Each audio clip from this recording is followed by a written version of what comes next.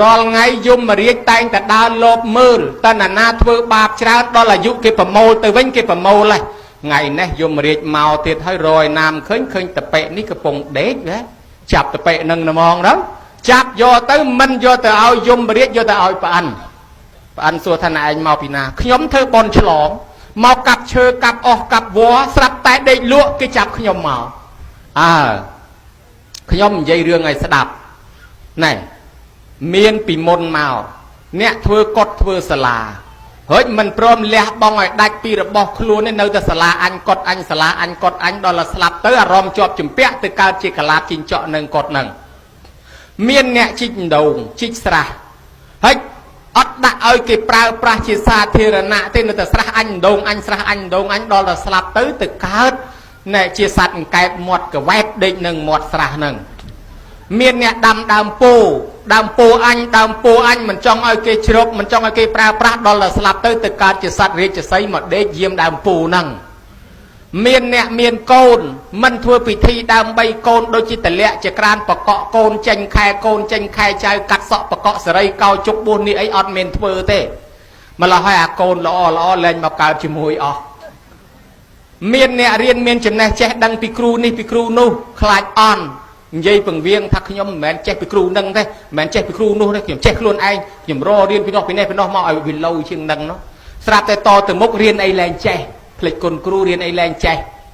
ប្រអិននិយាយរឿងរ៉ាវវែងឆ្ងាយចប់ទៅបាន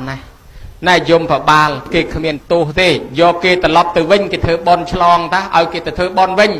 យមប្របាលក៏ចាប់គាត់មកដល់បញ្ចូលភ្លុចក្នុងរូបរាងកាយគាត់កំពុងដេកស្ពីងនឹងភ្ញាក់ដឹងខ្លួនយីអញយល់សពតើ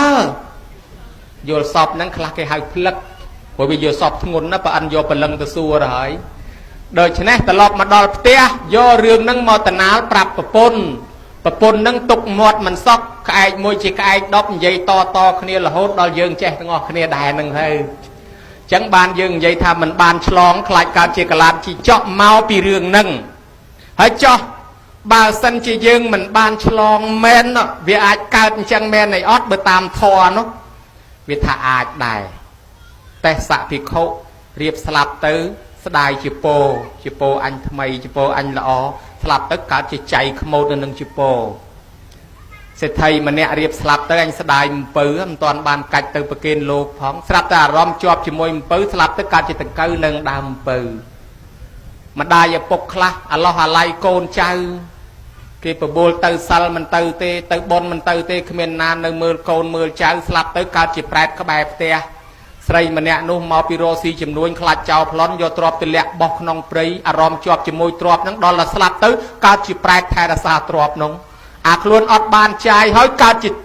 ប្រែតរក្សាទ្រព្យហ្នឹងទៀតហើយក៏មានអ្នកខ្លះស្ដាយបន្លែគេឲ្យទៅវត្តទៅសិលហេតែអញទៅអត់មានណាមើលបន្លែអញមុខតែខ្ទេចខ្ទីអស់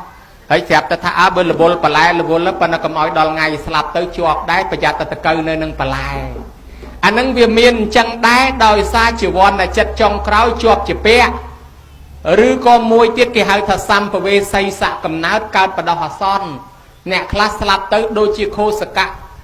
ទេវបុត្រទៅណាកើតជាឆ្កែពីមុនមកជាមនុស្ស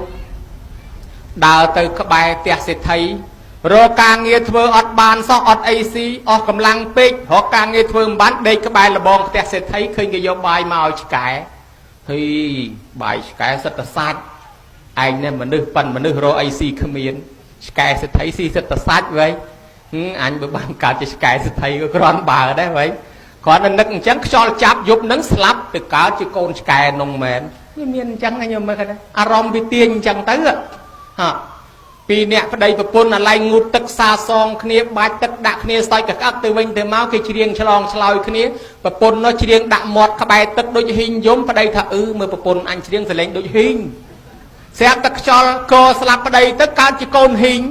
អញ្ចឹងអានេះគេហៅថាសម្ភវេសីសៈកំណើតវាអាចទាញទៅមួយរយៈដែលអារម្មណ៍ជាប់ជំពាក់ប៉ុន្តែមួយទៀតសេចក្តីកំណាញ់គឺវាជាប់ជាពាក់អញ្ចឹងបានជាគេឲ្យឆ្លងនឹងឲ្យផុតពីអញផុតពីកំណាញ់ផុតពីមច្ឆរិយៈ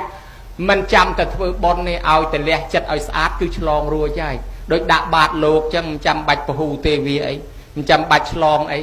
ឲ្យតែចិត្តឈប់ជារបស់អញឆ្លងត្រឹមប៉ុណ្ណឹងណាញោមណា cho bơi chlong thầm bản năng mà chạm bạch thưa bon nói lôi cực cực kia thế ấy tiệt bơm thưa bon mạch bàn là khảo mớ đó nhổm